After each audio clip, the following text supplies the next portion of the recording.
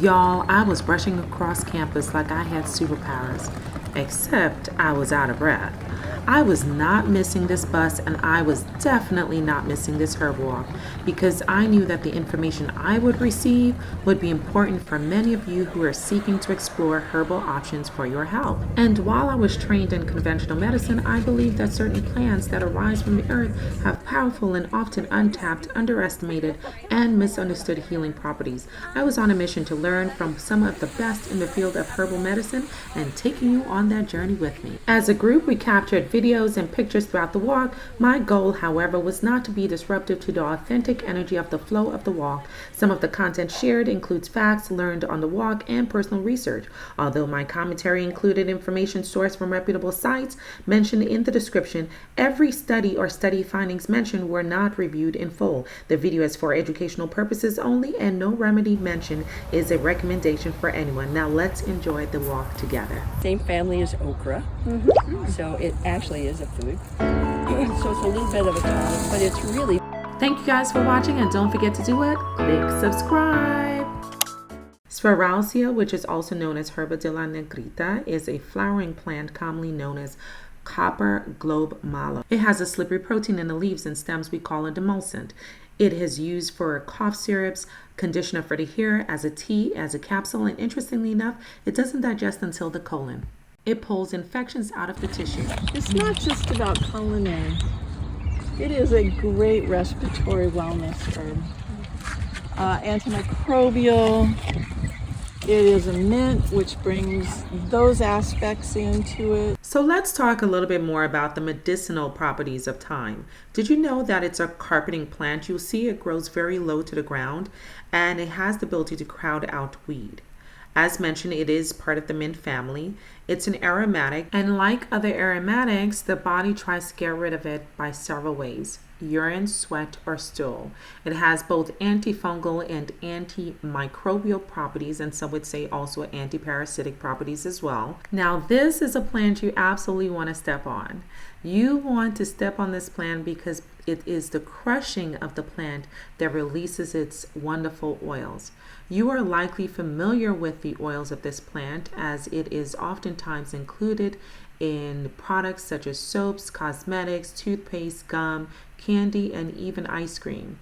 Did you know that its component, called thymol, is an active ingredient in Listerine? Yes, that's pretty interesting. And even more interesting is the fact that it actually may have anti-cancer properties as well. But if you put your antimicrobials together with your lymphatics, because lymphatics also are what deliver the immune properties, but they also, lymph cleans up the mess and gets it out of there. Y'all, the next plant we're about to talk about, I'm pretty sure a couple years ago when I was hiking and I touched a plant with my legs, and I remember that I felt a stinging sensation at several points in my leg, and right after that I literally could not walk because I was itching so badly. Either way, let's talk about the stinging nettle. You guys are talking about me. And this is the thing. Did you know that there was a study that looked at the polygraphs of plants based on the individuals that would approach the plants? So if someone had a good energy, the plants tend to have a stronger wave. So important to know that your energy does matter when it comes to plants. It is a living plant, but it's on a different wavelength than we are. And so when we sit down with it and spend time with it, draw it, look at it, whatever comes up for you, what happens is, okay, say here's its energy level, and say we're like this, but that time, and you kind of start to get on the same wavelength with it, and that's when information goes back and forth. But what does it mean when it stings? Like, this is the only plant you can easily identify in the dark. And there is so much more to this plant than its unpleasant sting. One of the most valuable lessons I learned on this walk was really emphasizing the fact that most plants that have some really valuable nutrient or quality has some type of protective mechanism. And boy, is the stinging nettle worth its sting. You guys, this has been around and used since ancient times. It has so many nutrients from calcium to magnesium to vitamin K, iron, and amino acids, all of which are important for bone health. Even though it's used in supplements, it's quite uncertain how much of these nutrients can be found in most over-the-counter supplement. It has been found to be helpful with alleviating seasonal allergies and controlling blood sugar, but it's traditionally been used to reduce inflammation and pain associated with conditions like arthritis. This is why people do flogging. Do you know about flogging?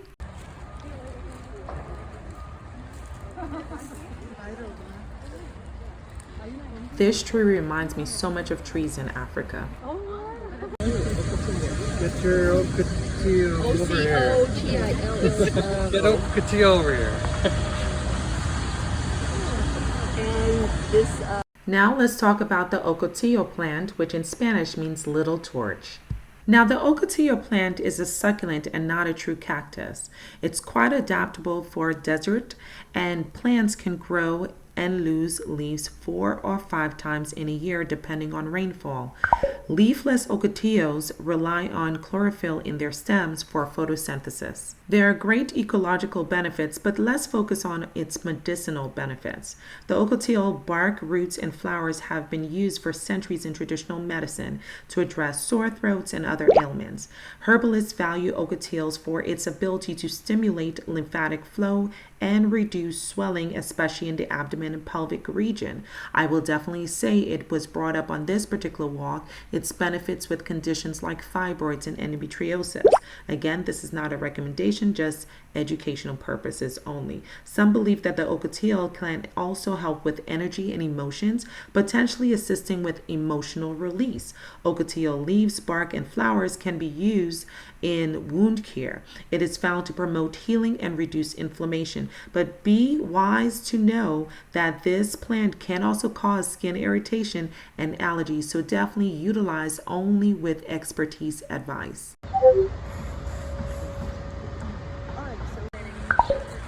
Friendly reminder, if you haven't done so already, please don't forget to click like and subscribe. Look around it up close, you see little tiny thorns. Those are glochids. Those are the ones that get you. Now, flowering essence have been described in 2 ways, either having a vibrational effect or being an actual substance derived from flowering plants that has an effect on someone's mood and or thought pattern. So it's believed to help with negative thinking, for example. Rays in here is another flower of its own. So Is there that are true for hundreds. regular marigolds then too, or not necessarily? Well, yeah. Now, marigolds in general have multiple pharmacological benefits: antifungal, antibacterial, antiparasitic, and so much more. But what's really important to know is while they can be consumed by humans, they can be very poisonous to certain livestock, so be careful. Prickly pear cactus fruit can actually be eaten straight off the plant. Just be careful of the spines. Did you know that it has been found to be helpful with diabetes, cholesterol, and obesity? It says it. It's a young elder.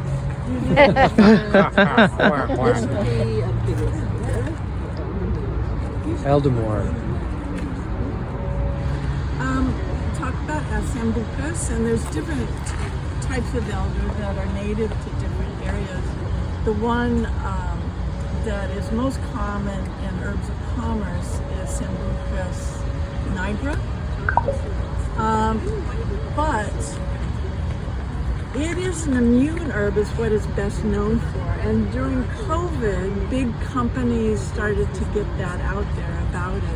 So one important thing that I've learned is that the elder, while it is a great immune supporter, it is not the most robust supporter of the immune system. So there are other herbs that are much more robust and can be used, especially in an acute inflammatory condition. However, the elder, that's not its primary role and should only be really considered as a supporter or in addition to other medicinals. You know what a lot of people are not talking about? No one's really talking about how potentially toxic the elderberry is. Yes, you guys, especially if you consume it raw, This can be very toxic, particularly the seeds, the leaves, the stems, and the roots of the elderberry plant can be broken down by the body to release hydrogen cyanide. So be very careful. The general recommendation is that you cook the elderberries, especially boiling, for at least 30 minutes. Lets the immune system know that the virus is there, helps the cells protect from the berry, yeah, the juice of the berry. And that's a very different way of being antiviral than like a big Rambo gun herb that just comes in with like very strong chemistry. I would consider that more from an energetic perspective as like a little bit like Shaolin Ninja, like touch, oh, paralyzed, stops the bacteria, or virus, sorry. But I like the flowers mostly. Do you know of the wet blanket treatment? Heard of that? Well, elder is one of the classics. You wrap yourself in a wet blanket and you drink the tea, and you wrap dry blankets over top. The wet blanket gets your skin to start to profuse the sweat. So when there's a really high fever, the best way to treat them is a wet blanket wrapped with dry blankets on top, and drink copious amounts of diaphoretic teas. And it really pushes it all out.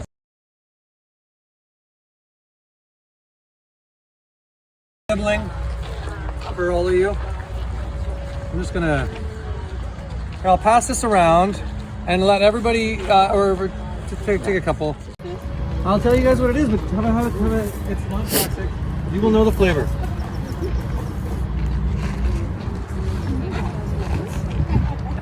Peppercorn. Yeah, this is a white pepper.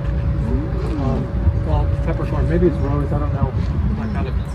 But something neat about pepper. You know why pepper is on the tables of everywhere you go?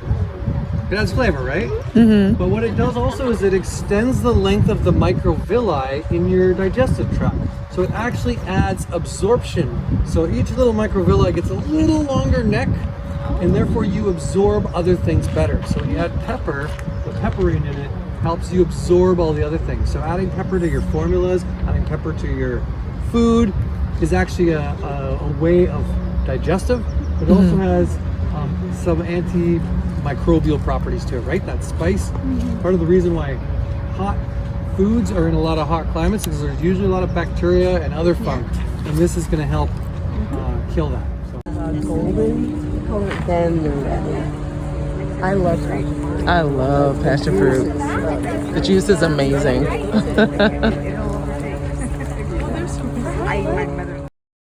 Okay, y'all, let's talk passion flower. Now, some of you may have actually grown up with this particular plant, but do you know all of its benefits? Let's talk about some of its medicinal benefits. So the passion flower has been found to be effective in reducing anxiety, and subsequent to that, cardiovascular disease. Now, what's interesting about its ability to improve sleep is that it doesn't work like most of the sedatives on the market. What the passion flower is actually believed to do is to make a neurological switch that allows the person to be able to make that transition into sleep. So that's important to know in terms of how it differs from other medicinals that are more sedating. Now, because of its neurological impact, it has been believed to possibly have benefits in terms of menopausal symptoms and conditions like ADHD. Now, what is the medicinal effect that most people don't know about is actually its gastrointestinal benefits. Now, it's believed to have a more relaxing effect. And so it's suspected to have benefits of reducing strictures, specifically gastrointestinal strictures, and subsequently may have some impact on absorption. Now, you guys, I have learned so much on this herb walk. It has definitely opened my mind to further understanding of medicinals and how they can be incorporated in health. It certainly has encouraged me to explore this even more, just not from a personal perspective, but also from a professional perspective, because I oftentimes get questions regarding different medicinals. So now I feel like I have that opening to really explore this particular area and perhaps add more value to my care. Thank you so much to these incredible experts of who taught me so much on this walk, and all the participants with great commentary. This is Dr. T, the hand behind the handle of Healthy Bump Club right here on YouTube and on Fanbase, and also healthybump.club on Instagram. We thank you guys for watching, and we hope to see you guys when? The next episode.